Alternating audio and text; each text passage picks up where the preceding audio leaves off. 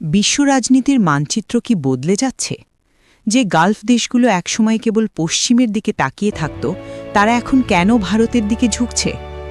মার্কিন সাবেক কর্মকর্তাদের দাবি, মধ্যপ্রাচ্য এখন ভারতকে কেবল একটি বাজার নয়, বরং ভবিষ্যতের এক অপরাজেয় গ্লোবাল সুপার পাওয়ার হিসেবে দেখতে শুরু করেছে। আজ আমরা জানব কেন মরুভূমির দেশগুলোর কাছে ভারত হয়ে উঠছে তুরুপের তাস। এতদিন ভারত ছিল মধ্যপ্রাচ্যের জন্য কেবল শ্রমশক্তি আর তেলের ক্রেতা, কিন্তু সময় বদলেছে। সাবেক মার্কিন কর্মকর্তাদের মতে গালফ অঞ্চলের দেশগুলো, বিশেষ করে সৌদি আরব এবং ইউএই, এখন ভারতকে তাদের দীর্ঘমেয়াদী কৌশলগত অংশীদার হিসেবে দেখছে।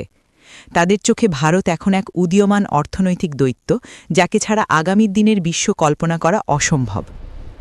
কিন্তু কেন এই পরিবর্তন? এর পেছনে রয়েছে 4টি প্রধান কারণ। 1. অর্থনৈতিক বিস্ফোরণ।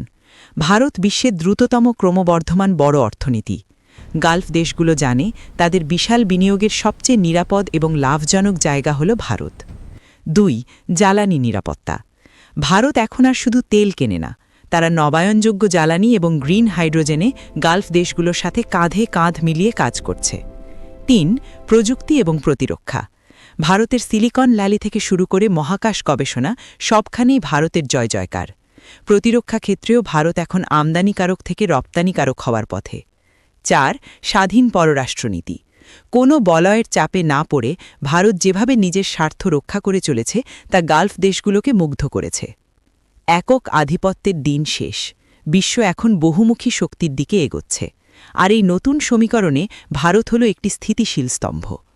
আইএমইসি করিডোর থেকে শুরু করে প্রতিরক্ষা চুক্তি, সবই ইঙ্গিত দিচ্ছে যে আরব সাগর আর ভারত মহাসাগর এখন বিশ্ব বাণিজ্যের মূল কেন্দ্রবিন্দু হতে যাচ্ছে। এটি কেবল কূটনীতি নয়, এটি একটি নতুন যুগের সূচনা। মধ্যপ্রাচ্যের দেশগুলো বুঝতে পেরেছে আগামীর সূর্য ভারতের দিক থেকেই উদিত হবে। ভারতের এই উত্থান কি পারবে বিশ্বশক্তির ভারসাম্য পুরোপুরি বদলে দিতে? আপনার কি মনে হয়?